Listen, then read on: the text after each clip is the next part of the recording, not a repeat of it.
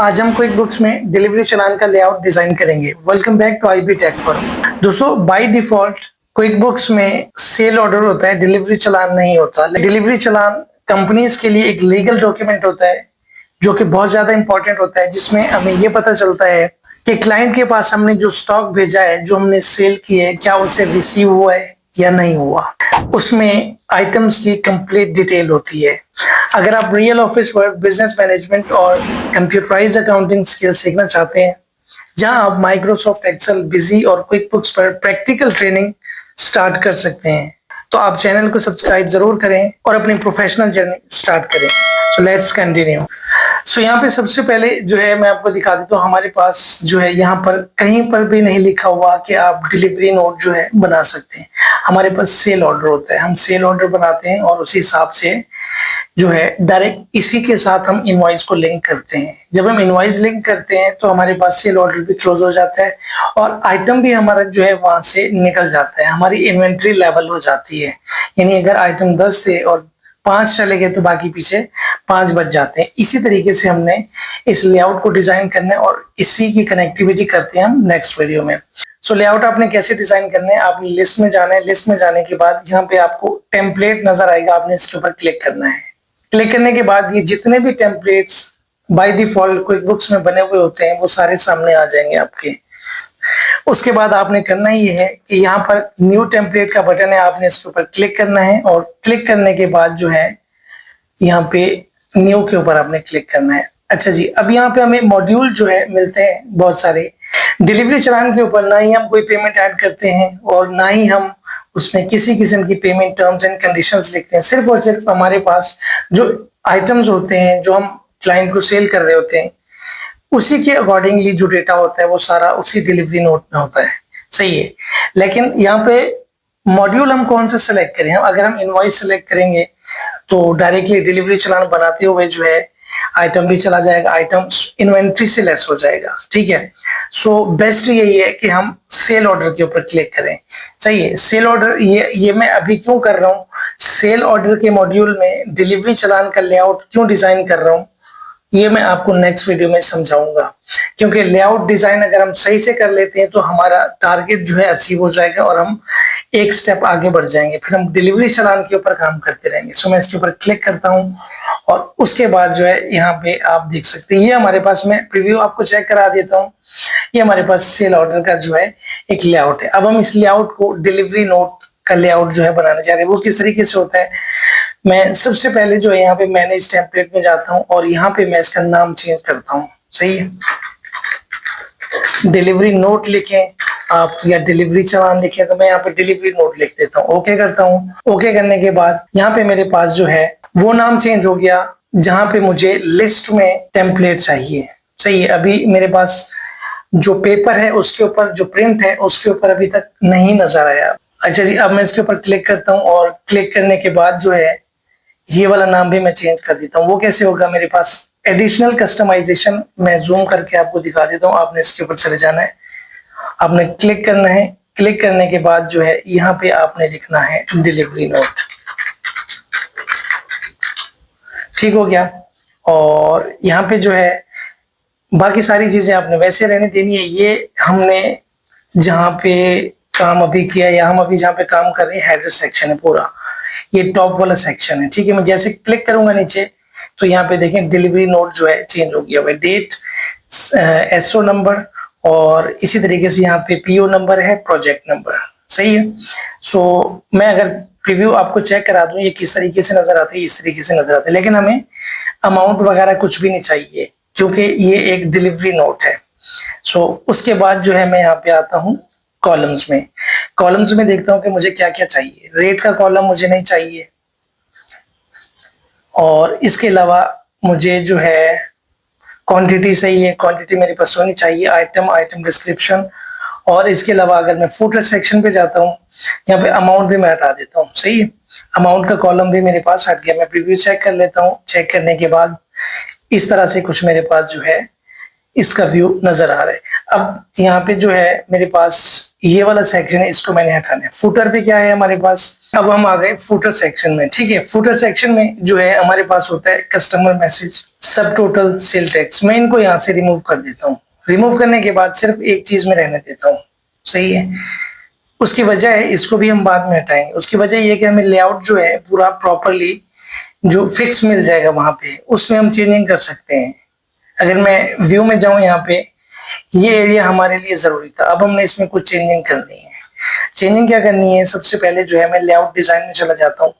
Layout design करने के बाद मुझे ये पूरा एरिया यहाँ से मिल जाएगा, सही है। मैं इसको यहाँ से डिलीट कर देता हूँ। इसके ऊपर क्लिक करने से ये डिलीट हो जाएगा, सही है। ये पूरा फ्री हैंड होता है, आप इसमें जो है काम कर सकते हैं। अब मैं यहाँ पे चला जाता हूँ टेक्स्ट बॉक्स में। टेक्स्ट बॉक्स में जाने के बाद जो है यहाँ पे मैंने टर्म्स एंड कंडीशंस जो है कॉपी पेस्ट की हुई है, मैं उनको यहाँ पे पेस्ट करता हूँ। याद रखिएगा, टर्म्स एंड कंडीशंस जो है ये हमारी डिलीवरी चलान के लिए फिक्स होती हैं। अगर आपको चेंज करके भी भेजना है तो आपको इसी सेटिंग में आना पड़ेगा, सही है। तो उस हिसाब से आपने इसी सेटिंग में आके, मैं आपको समझा देता हूँ कि इसको एडिट कैसे करना है। ये मेरे पास जो है, ये मैंने यहाँ पे नोट पैड ओपन किया हुआ है और टर्म्स एंड कंडीशंस में ये हमारे पास है, material received in good condition, delivery note must be sign on delivery, any issue must be reported within 7 days। सही हो गया। सो मोस्टली जो है वो ये टर्म्स एंड कंडीशंस होती हैं इन्वेंट्री में, डिलीवरी चलान जब हम क्लाइंट को मटेरियल भेज रहे होते हैं, सही है। तो इसको जो मैं यहाँ पे लेफ्ट टॉप और ओके कर देता हूँ। ओके करने के बाद थोड़ा सा इसको मैं यहाँ पे इस तरीके से ड्रैग करूंगा और उसी जगह पे कस्टमर मैसेज की जगह पे मैं इसको सेट करूंगा।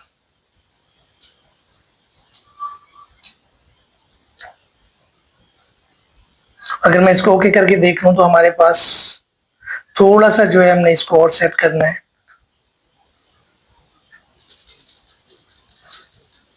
ये लाइन हमने बिल्कुल इसकी जो है साथ मिला देनी है।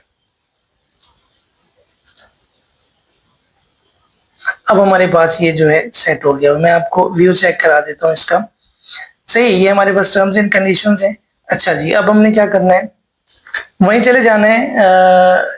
इसको मैं ओके करता हूँ यहाँ से और एडिशनल कस्टमाइजेशन में चला जाऊंगा और यहाँ से फुटर में जाके कस्टमर मैसेज को भी ऑफ कर दूंगा, सही। ओके कर देता हूँ क्योंकि हमने टेक्स्ट बॉक्स यहाँ से लिया हुआ है, सिर्फ हमें जगह की जरूरत थी, क्योंकि कस्टमर मैसेज ऑटोमेटिकली पूरे डिलीवरी नोट में जगह बनाता है।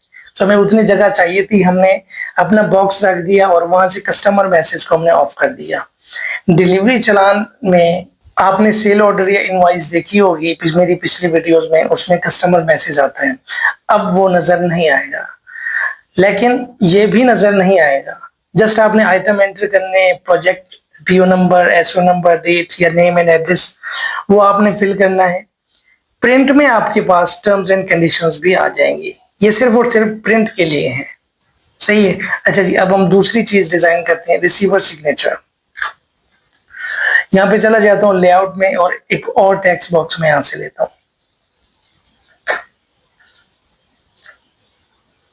यहाँ पे लिखता हूं रिसीवर सिग्नेचर, ठीक है।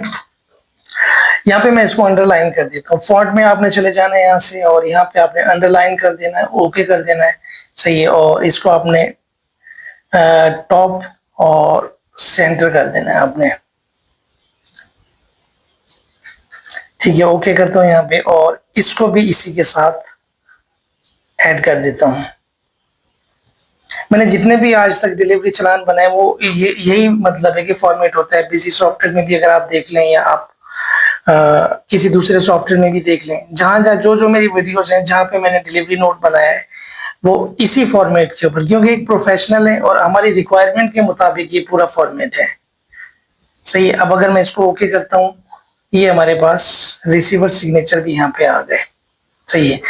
अब दूसरा हमारे पास क्या है, इसको थोड़ा सा क्योंकि मैंने स्पेस नहीं दिया, अगर आप टेक्स्ट को एडिट करेंगे तो कैसे करना होगा, जो आपने बॉक्स लिया हुआ है इसके ऊपर आपने डबल क्लिक करना है या फिर आपने उसी के ऊपर डबल क्लिक करना है, रिसीवर्स सिग्नेचर,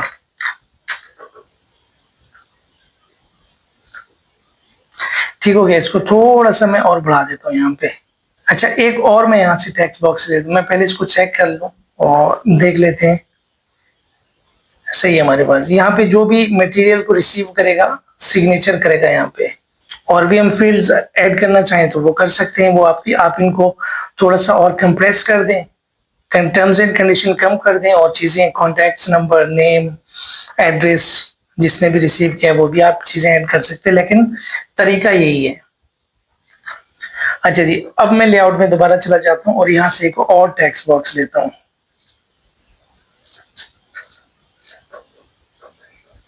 यहाँ पे मैं लिखता हूँ ऑथराइज सिग्नेचर।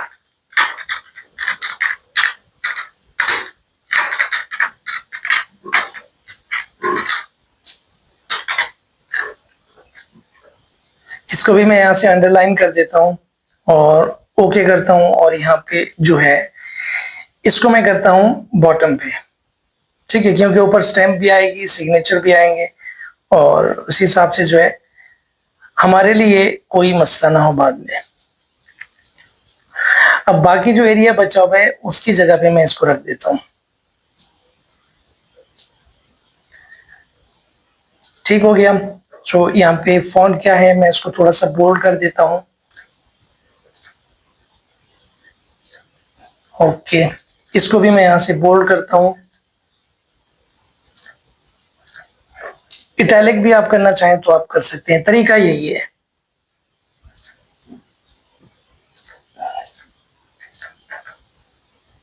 अब मैं यहाँ से इसको ओके करता हूँ। ओके करने के बाद व्यू चेक कर लेता हूँ मैं इसका। हमारे पास एक प्रोफेशनल डिलीवरी नोट जो है डिजाइन हो चुका हुआ है। अब हम थोड़ा सा इसको और कस्टमाइज करते हैं। सबसे पहले मैं क्या करता हूँ, यहाँ पे लोगो एक इंसर्ट करता हूँ। यहाँ से ये मेरे पास लोगो पड़ा हुआ है, सही है। इसके ऊपर जैसे ही मैं टिक करूंगा ना, ऑटोमेटिकली मुझे जहां पे मैंने पहले लोगो इस पे इंसर्ट किया वो आ जाएगा। लोगो मैं यहाँ से उठा लेता हूँ और अब मैं इसको यहाँ से लेआउट में कस्टमाइज करता हूँ। इसको थोड़ा सा मैं और कम कर देता हूँ। जैसे मैंने आपसे कहा कि ये बिल्कुल फ्री हैंड है, आप आराम से कंपनी का नेम, एड्रेस भी आप कंप्लीट इसमें ऐड कर सकते हैं, क्योंकि बाय डिफॉल्ट जो मैंने कंपनी क्रिएट की हुई है वही उठा रहे हैं। सही है। अच्छा जी, अब क्योंकि डिलीवरी नोट हमें सेंटर में चाहिए तो मैं इसको बिल्कुल सेंटर में कर दूंगा। ये एरिया के ऊपर ओवरलैप कर रहा है, लेकिन टेक्स्ट हमारा जो है वो साइड पे है, उसमें कोई मसला नहीं है।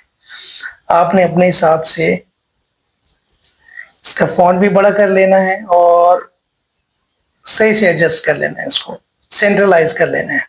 ठीक है, अब मेरे पास एक बेहतरीन फॉर्मेट जो है डिलीवरी चालान, डिलीवरी नोट हमारे पास रेडी हो चुका हुआ है। कमेंट में बताइएगा कि आपको और कौन सी फील्ड ऐड करनी है, किस तरीके से करनी है। अगर आपको लगता है कि ये अभी चीजें पूरी नहीं है तो उस हिसाब से मैं इसको और भी ज्यादा डिजाइन कर सकता हूँ। मैं आपको कमेंट का इंशाल्लाह जरूर जवाब दूंगा, और सिर्फ आपने जो अपना क्वेश्चन लिखना है। जो भी मेरी नेक्स्ट वीडियो आएगी उसमें मैं उसी जवाब को भी इंक्लूड कर दूंगा, आपका कमेंट हाईलाइट करूंगा और उसमें जो है मैं बता दूंगा कि ये इस तरीके से होता है।